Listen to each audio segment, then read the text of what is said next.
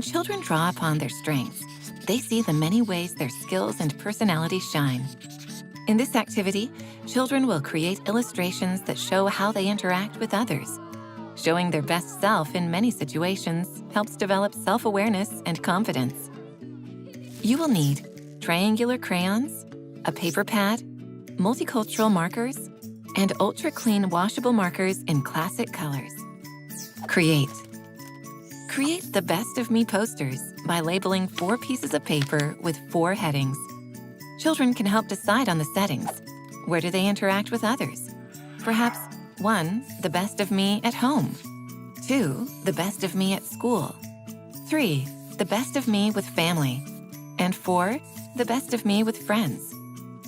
On each page, children will sketch ways they're special and how they interact with others in their world. Present. Next, children share their art with family and friends. Encourage them to talk about what inspired these drawings and how the pictures were created. Respond. Ask children how the drawings can be organized into stories. Stories can be real or imaginary.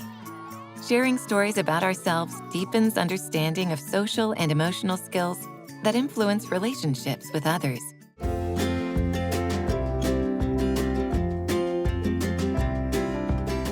Almost all illustrations are dream scenes because they come from my head, and your illustration is going to come from your head.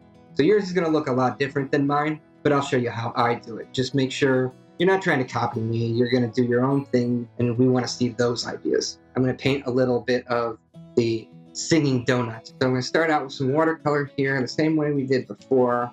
I like to get a lot of color down first, so I'm not worried about what's happening where. And we want some yellow in there to brighten it up and make those donuts look like they're singing.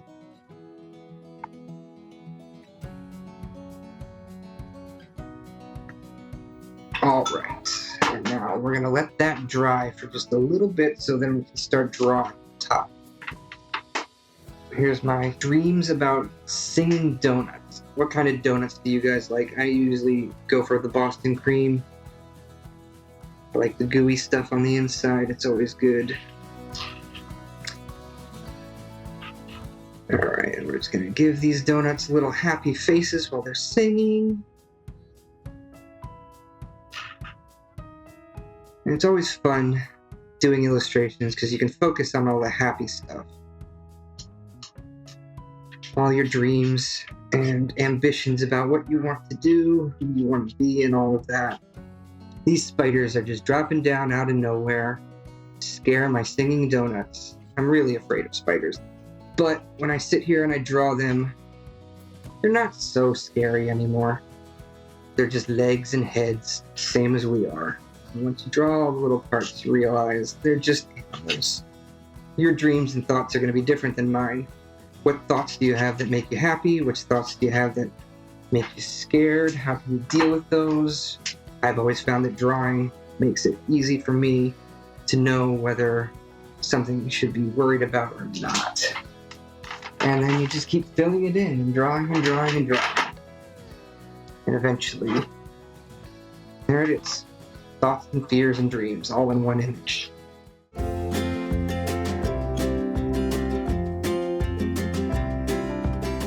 The Piper Chen Sings illustrations are filled with colorful butterflies. Please show us how you created them and describe what it means to listen to butterflies. So in Piper Chen Sings, she feels these butterflies dancing in her tummy in multiple situations and occasions. And there's different ways and different instances to feel those butterflies, but they do come from a child's imagination. So when I created them, I really wanted to make sure to make them look like they weren't true and realistic butterflies, but very sort of magical ones. And the great thing about making art is that you can't make mistakes, and it's a lot of fun to explore and experiment with different materials. So I've used, in this case, oil pastels and watercolor pencils because they actually show up very nicely on oil pastel. So I'm gonna get messy here and even use my fingers to draw. So first I'm gonna start with the shape of the wings. And I can go pretty prettily, you'll see. I don't even need to fill up everything wide. because I can just smudge like that. And it has a very cool effect of transparency and fuzziness, and it makes them look kind of dreamy, like they literally came out of your imagination, you know, that you dreamed them up. And now I can do the body with a watercolor pencil. And let's put some detail in the wings. They look pretty plain right now. So maybe I'll do some circles and try to make them symmetrical on both sides. Good. And I want you to remember too, when you do make your own art, what I'm showing you right now is just a suggestion, is to inspire you. And I want to make sure that you have fun and really draw butterflies the way you would picture them in your own imagination.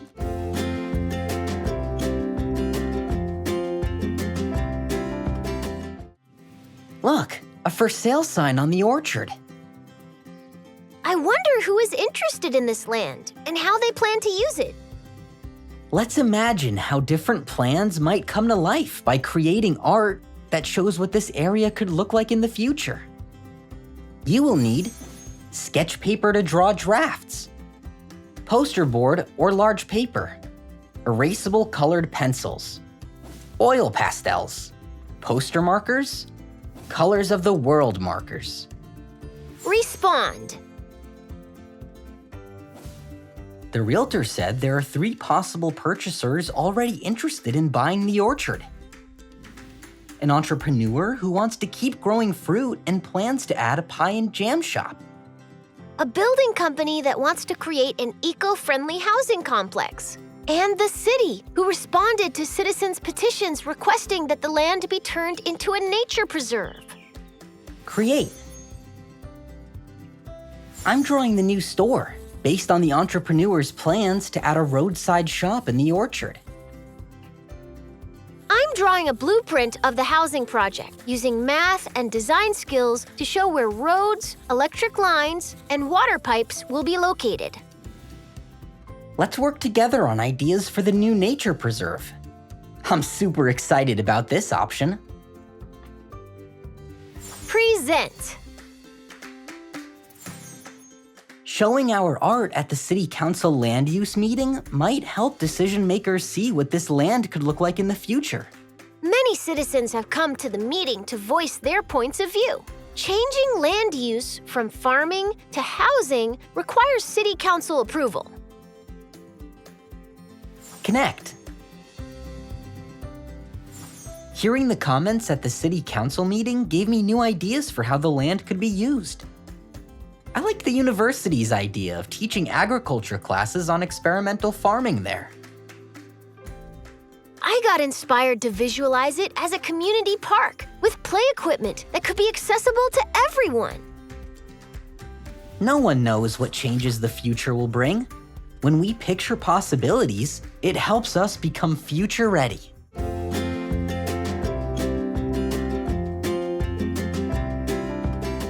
Think of a time when a drawing or painting spoke as loudly or louder than words. How does art help you express your own thoughts and feelings? So I'm using a yellowy orange color to start, and I'm pressing super light on the page. Really light, and it's really sketchy. I've already started because I have an idea of what I want to draw, which will eventually form into a character from Just Because. I used to draw and doodle all the time, like so much that some of the kids in school called me Art Girl. And I know that's like ridiculous to be embarrassed by that, but I was, because I wanted to fit in with everyone else, but everyone else was good at sports or playing an instrument or something like that. I was just the kid who likes to draw cartoons, and I couldn't see how that made me special or unique or anything. But when I think about the name Art Girl when I'm now a grown-up, I almost hear like a superhero, like Art Girl, and my perspective changed. And so me drawing this artist as a superhero is kind of like me using my visual voice to convey how I felt. Think about what you see in yourself, or maybe it's something totally different, or something you want to tell a friend, but you don't know how to say what you're feeling. And here we have it, our art girl superhero.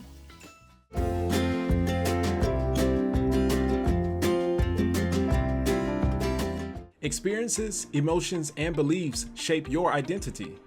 What are some ways you show others who you really are inside? How do you react in situations to show how caring, wise, and creative you are? Today, you will create a true selfie. For this activity, you will need paper, a mirror, colors of the world crayons, markers, and colored pencils.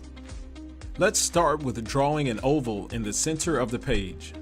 Draw a few guiding lines for your eyes, nose, and mouth. Look closely in the mirror as you begin sketching in your facial features. Leave one side of your face blank. Next, grab your colors of the world crayons and match your skin tone. My skin color is medium deep golden. Add your color and others to your self-portrait.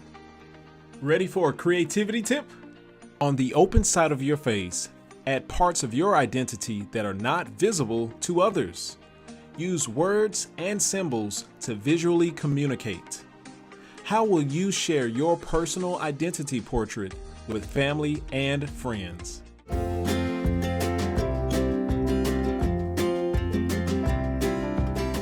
The best part about growing a business or taking on a new creative project is that you're always learning. And one thing that I wanted to do to keep track of the things that I learned along the way were compile Buzzi-ness lessons or Buzzi-ness ribbons. I'm gonna start by making my outline of what my Buzzi-ness ribbon will be. I'll name this number 1. And one lesson that I learned this week was about asking for help. So I'm gonna write my lesson.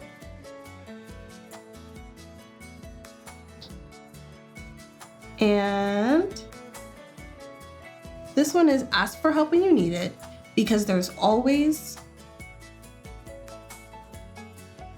help at the Hive. It's kind of long.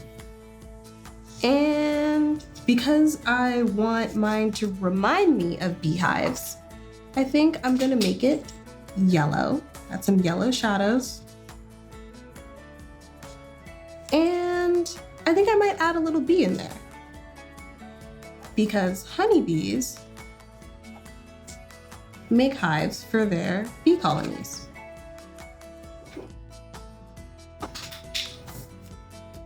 I'll make this one pink. I think this one is cool.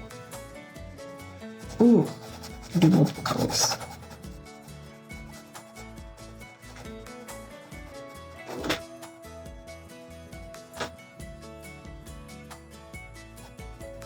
One more blue in there. Okay.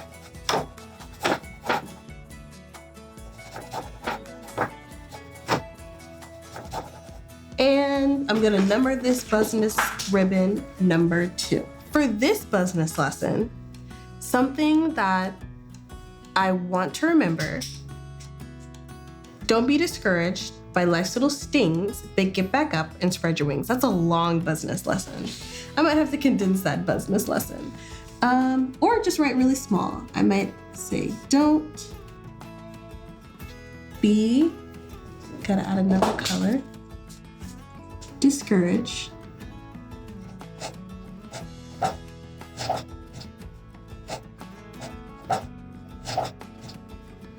by life's little stings.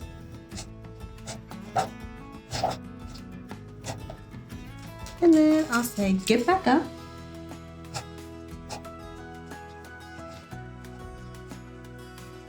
And spread your, and add a cool design for the wings. I think I'm gonna bring in the blue.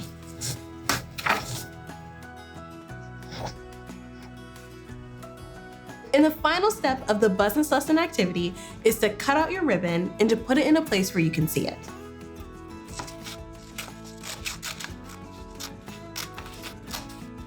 And if you can make sure that you get adult supervision while cutting out your Buzzi-ness ribbon, you can make sure that you're safe and your Buzzi-ness ribbon looks cool as well.